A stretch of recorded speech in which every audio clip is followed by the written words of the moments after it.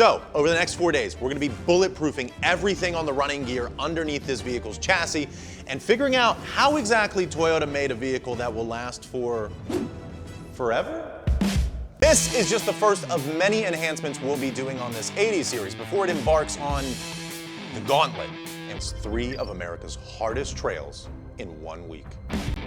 This Land Cruiser has a big problem for wanting to go off-road. When I bought it, it only came to me with 2-wheel drive.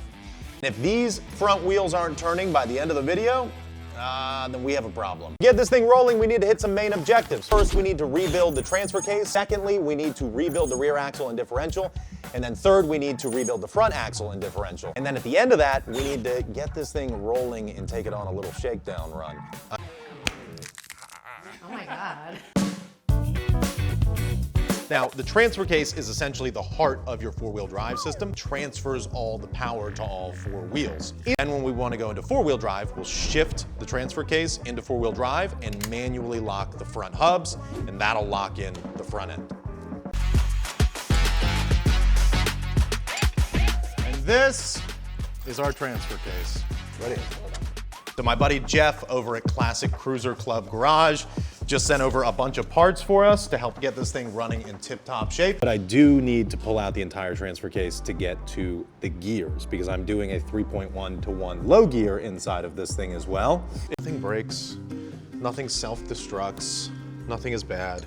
Transfer case is in! Number 2, if you re-gear the front diff, you have to re-gear the rear diff as well. We have lockers now for the front and the rear.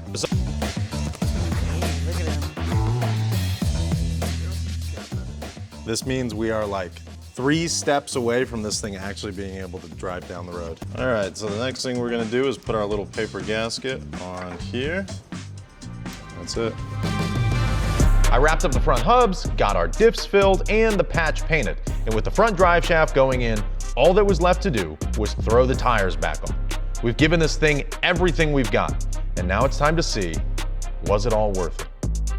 We rebuilt the transfer case, we rebuilt the front axle, we rebuilt the rear axle, and what I'm looking for now is when we shift into 4 low, that this thing is able to move all 4 tires at once. So you should see the front ones rotate and the back ones rotate.